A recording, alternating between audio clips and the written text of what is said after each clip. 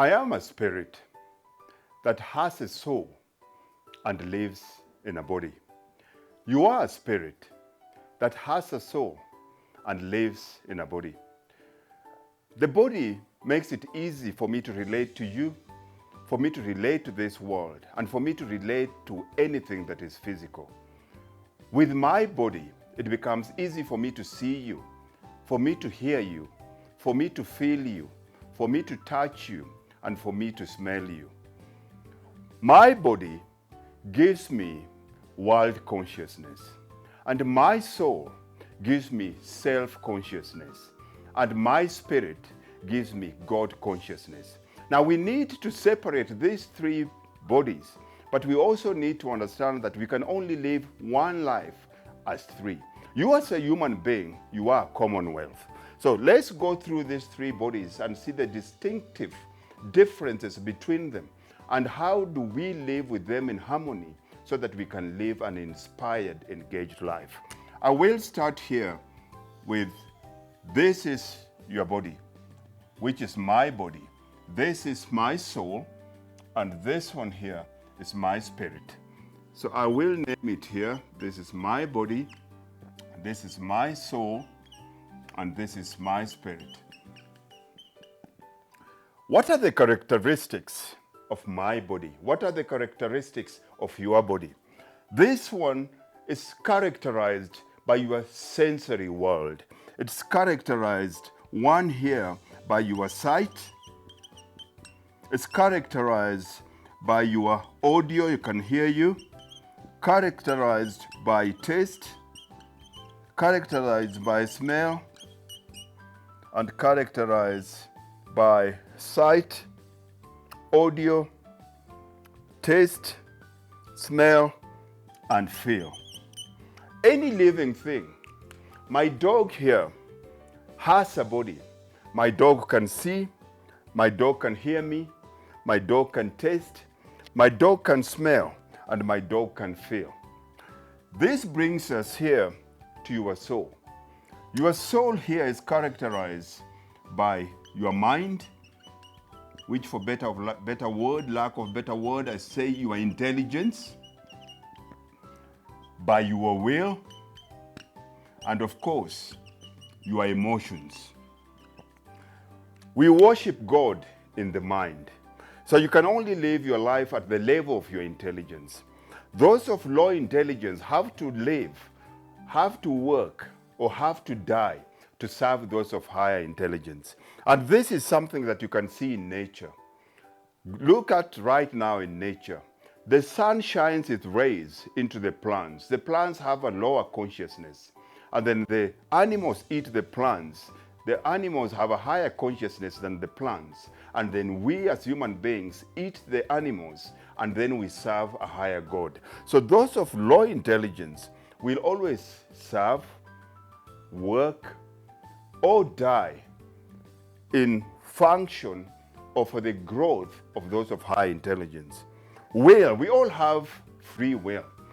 Free will, unfortunately, can only be used at the level of your thinking. If your thinking is low, your options in life are less. Free will, most of us, as much as we've been given free will by God, unfortunately, free will is not free. Because free will can only be used based on the extent of your exposure. Exposure to what? To knowledge, exposure to information. And how you feel, how you exert your free will automatically affects your emotions. And your emotion is a spectrum. Is it negative emotions or positive emotions? If you have low free will because your knowledge base is low, you'll always be reactive to life, which means your emotions will always be on the lower spectrum, which will always be negative, anxiety, excuses, blame, fear. But if your intelligence is high, if you invested in your intelligence, then automatically you have free will. You have very many choices to choose from, and that brings you on the top of the emotional spectrum where everything is positive, where everything is happy, where everything is abundance, where everything is all the good things, joy, all the good things, success that we associate with life.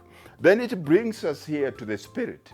Now, the spirit here is defined first by intuition. Then we have communion. And of course, consciousness. Intuition is the God in you. Intuition is you being in tune with your spirit. Now remember, you are a spirit that has a soul and lives in this physical body. Intuition is how much do you know yourself in relationship to God. You cannot have a closer relationship to God without knowing you. You cannot have a better relationship with other people until you have a better relationship with yourself. You cannot put all your life and all your faith and all your trust in the name of Jesus of Nazareth, the one that walked the rivers and the lakes of Nazareth 2,000 years ago, and you do not have faith in yourself. So intuition is very, very important here. Communion. Communion is simply, how do you worship God? Forget going to church on Sundays. Forget going to the mosque. Forget going to the shul. What kind of communication do you have with God? Most of us, in most cases, we communicate to God through prayer. But how does God communicate to us? We never take time out so that we can be in silence and hear that whisper. God doesn't shout, because if he shouts, he will be violating your free will. And most of us, because we constantly in a reactive state, constantly chasing, constantly talking, constantly in very loud environments, we never get our prayers answered. And your consciousness is your innate GPS of good and bad. You exactly know when you're doing wrong. You exactly know when you're hurting people. You exactly know when you're being a backbiter and a backstabber. All these things that we know. Now, if you look at your body here, your body here is referred to as soma. This is a Latin word.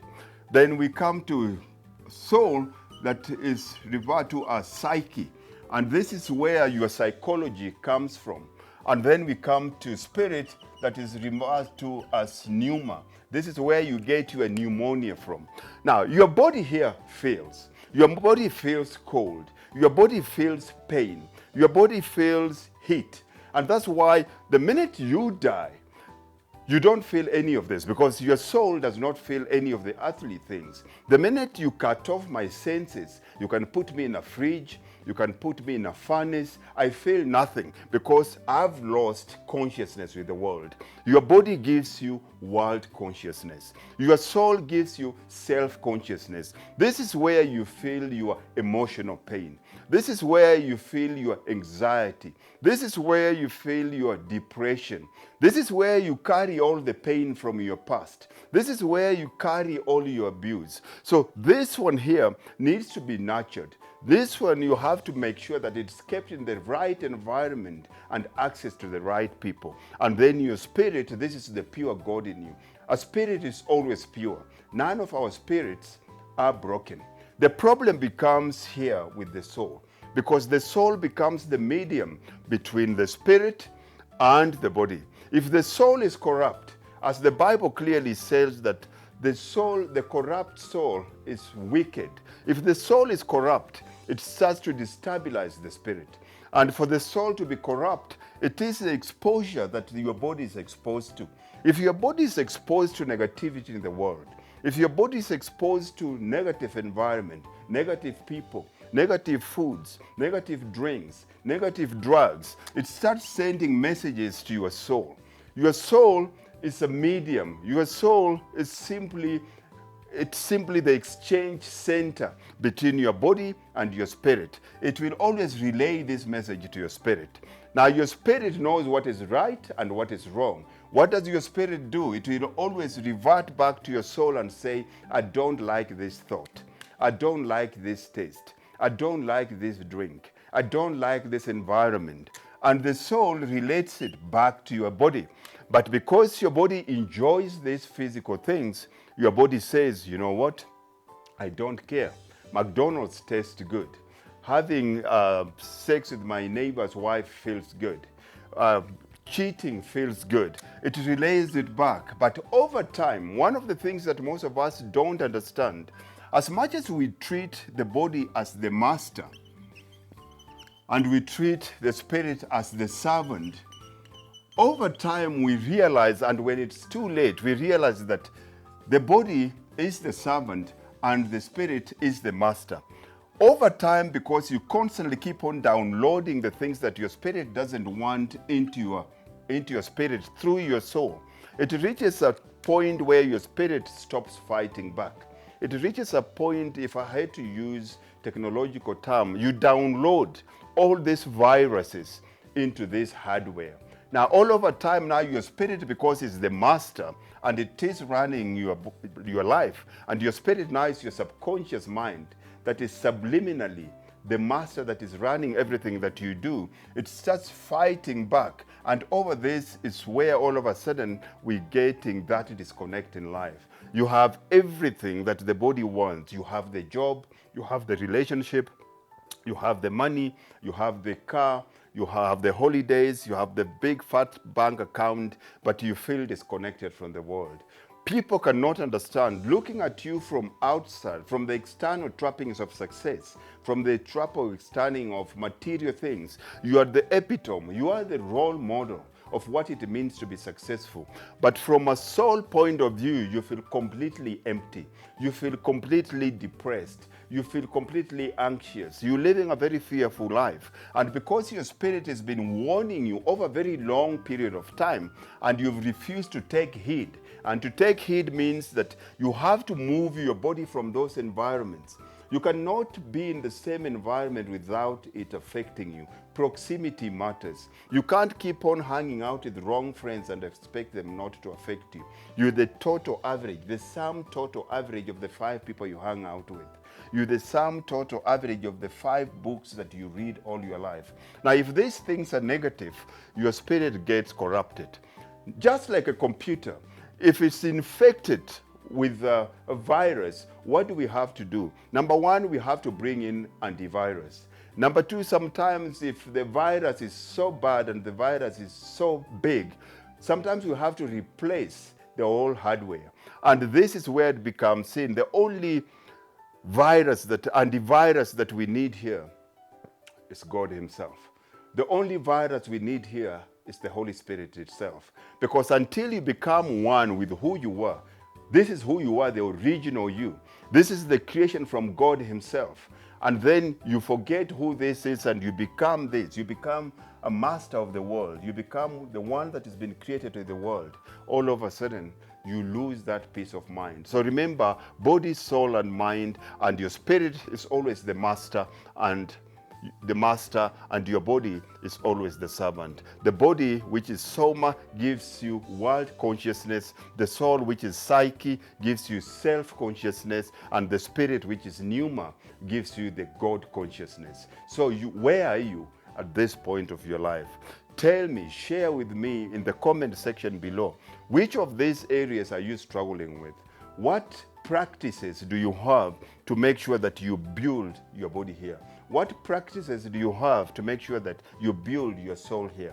What practices do you have to build your spirit here? Because all these have different practices for it to work as a unit. If you invest more in one than the other one, you become completely disillusioned. Share with me. If you haven't subscribed to the channel, please subscribe and share and like, and make sure that you share this with your friends. God bless and see you soon.